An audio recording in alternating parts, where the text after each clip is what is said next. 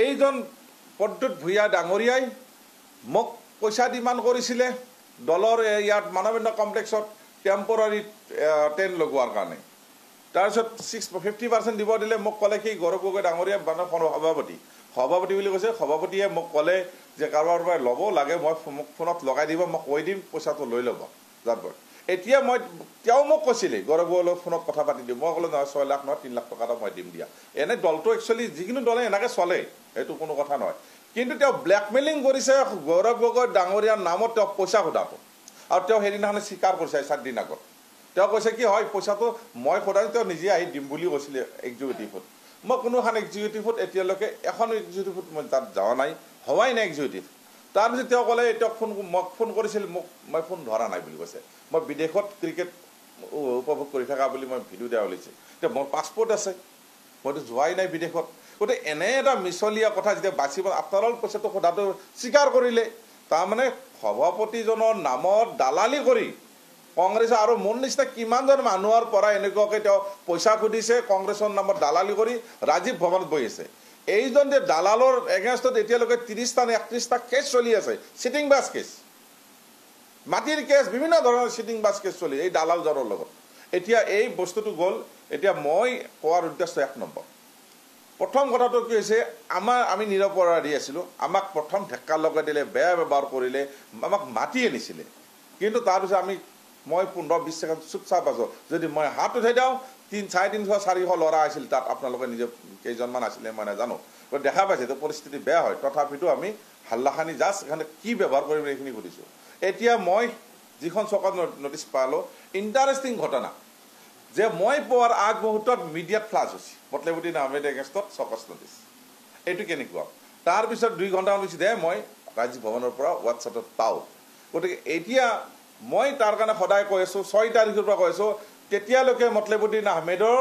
কোনো APCCৰ কোনো AICCৰ মানুহে মুখ বন্ধ কৰিব নোৱাৰে মোৰ পদ যাব কংগ্ৰেছৰ পৰা এক্সপেল কৰি দিয়ক সাৰা জিন্দগীৰ কাৰণে মোৰ আপত্তি নাই কিন্তু এনেকুৱা দালালবিলাকক যেতিয়ালৈকে এক্সপেল নকৰে বা প্ৰদ্যুৎ ভূঞা ডাঙৰীয়া গতিকে এইজন দালালৰ নিচিনা এক্সপেল নকৰে চকচ নটিচ খান মই যেতিয়ালৈকে মোক যেনেকৈ টিভি বা যিকোনো ডিজিটেল মাধ্যমত দেখাই দিছে পাব্লিচিটি কৰিছিলে মোক সামাজিকভাৱে ইমেজ বেয়া কৰাৰ কাৰণে চেষ্টা কৰিছিলে তেওঁতো মই যেতিয়ালৈ দেখা নাপাম তেতিয়ালৈকে মই মিডিয়াত কৈ যাম 100%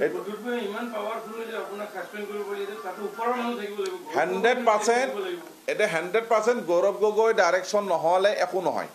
1 নম্বৰ এটা গৌৰৱ গগৈ হয়তো নিজে ভাবিছে তো পইচা সুধিব দিছিলে মতলবুদ্দিন আহমেদৰ কিয় ৰাজ্যকে চকচ নটিচখন কৈ দিলে লাজ পাইছে এটা লাজ পাইছে গতিকে ডাঙৰ কথা নহয় এইটো এনেকুৱাকৈ চলিয়ে থাকিব তেওঁৰ গৌৰৱ গগৈৰ চৰিত্ৰ কথা মই ক'ব নাযাওঁ এতিয়া মোৰ ক'বৰ কাৰণে গৈছোঁ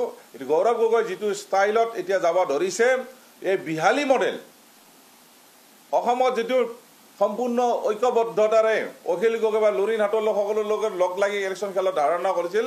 এই গৌৰৱ গগৈজনক বেলেগে বিপথে পৰিচালিত কৰি আছে বিজেপিৰ 2-4 জন সাইড লগাই ৰাখাৰ কাৰণে কাৰণ ঐক্যবদ্ধ হৈ থাকিলে বিজেপি হাৰিব সেই গতিকে ফালিৰ কাটে দেখিছে অখিল গগৈ লুৰিনক লাইনত ল'ব মই আজি ক'লো অখিলক কোনোদিনে লাইনত নলয় মই আজি ক'লো কাৰণ অখিলক নলাই লাইনত তেওঁলোকে জানে অখিলে স্পষ্টবাদীভাৱে কথাখিনি কৈ থাকে সেই গতিকে কৈছোঁ অখিলক নলাই ইয়াৰ লগত বুজা পৰা নহ'ব গতিকে এতিয়া মই কথাখিনি ক'বৰ কাৰণে কৈছোঁ এতিয়া ইয়ালোকৰ নেতৃত্ব দিছে কোন যদি গৌৰৱ গগৈ কথাখিনি কোৱাৰ পিছতো একশ্যন নলালে নাজানিলে বেলেগ কথা জানাৰ পিছত ৰিটাৰ্ণত দিয়াৰ পিছত মিডিয়াত মই ফ্লাছ কৰি আছোঁ তাৰপিছতো একশ্যন নাই তাৰ মানে কি তেওঁ নিজে পইচা সুধিব দিছে মিডিয়াত যাওয়াৰ কাৰণে তেওঁ লাজ পাইছে 10 বাৰ লাজ পাওক আৰু বহুত লাজ পাব গতিকে মোৰ এতিয়া মোৰ সমাজটিৰ কথা হয় মই দুআষাৰ কওঁ আপোনাৰ বেছি দীঘলীয়া নকৰোঁ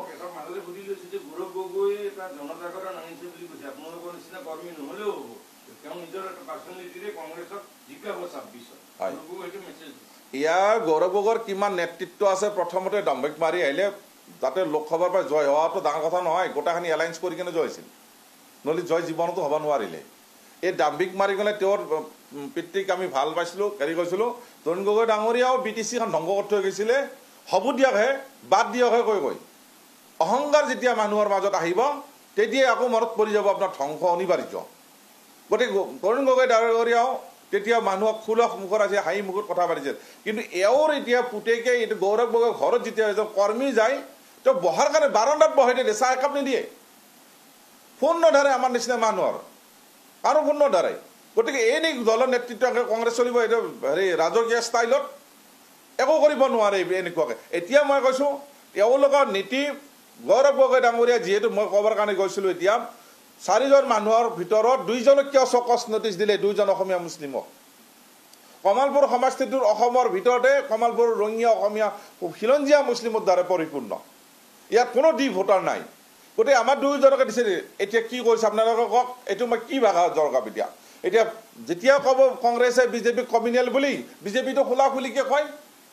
আমাক মিয়াৰ ভোট নালাগে বা খোলাখুলিকৈ কৈ দিয়ে। এতিয়া গৌৰৱ গগৈ ডাঙৰীয়াই উত্তৰ দিয়ক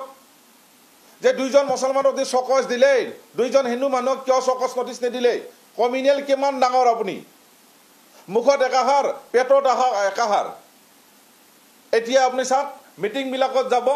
যেতিয়া ৰাজহুৱা মিটিংবিলাক হ'ব, চাৰি চাৰি মানুহ আহিব, যেতিয়া দাড়ি টুপি থাকিব মানুহখিনিক সেইখিনি অলপ পিছত দেখি ঢেকাই দিব,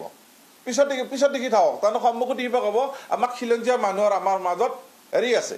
কি কয় আমাৰ ভাল পায়, আমাৰ দলক ভাল পায়, খিলঞ্জীয়া মানুহখিনি আমাৰ লগত আছে। আৰু যেতিয়া দাড়ি টুপি, এতিয়া আপুনি BTIত যাওক, BTRত যাওক, নিৰ্বাচন চলি আছে, কোনখিনি মানুহৰ লগত মিটিং কৰি আছে? অকল মুছলিম মানুহকেইটাৰ লগতে মিটিং কৰি আছে, বেলেগত কোনো স্থান দিয়া নাই। কোনো হিন্দু মানুহে স্থান দিয়া নাই, কোনো বড়ো মানুহে দিয়া নাই, কোনো মানে ৰাজবংশী কোনো ধৰণৰ স্থানেই পোৱা নাই, কোনো মানুহে নাহে ক'তো।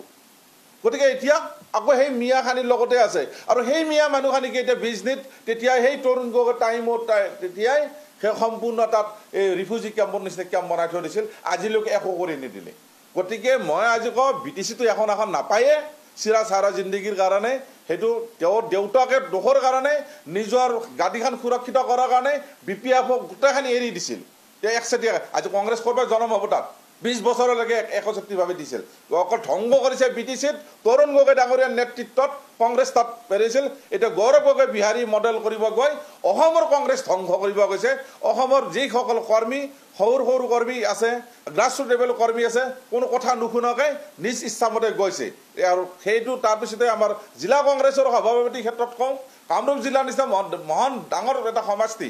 ডিষ্ট্ৰিক্ট এখন, য'ত 6টা বিধানসভা সমষ্টি আছে, এই 6টা বিধানসভা সমষ্টিৰ ভিতৰত এইজন ৰেপ কেছৰ লগত জড়িত থকা আপোনালোকে গম পাইছে। 2016 চনৰ 22 মে তাৰিখে এতিয়াৰ কামৰূপ জিলাৰ যিজন সভাপতি দিছে প্ৰাণজিৎ চৌধুৰী, এই ৰেপ কেছৰ আচাৰী পুনম নাথ বুলি ল'ৰা ছোৱালী এজনৰ ৰেপ কেছ কৰাৰ তেওঁ অভিযোগ দিছিলে। আৰু সেই অভিযোগত তেওঁ জেলত গৈছে, জেল খাটি আহিছে। তেওঁ প্ৰাণজিৎ চৌধুৰী চাই মাৰি লওক গুগলত, এতিয়া পাই নে নাপায় গোটেইখানি। তেওঁ সেই জেল খাটি অহা মানুহজনক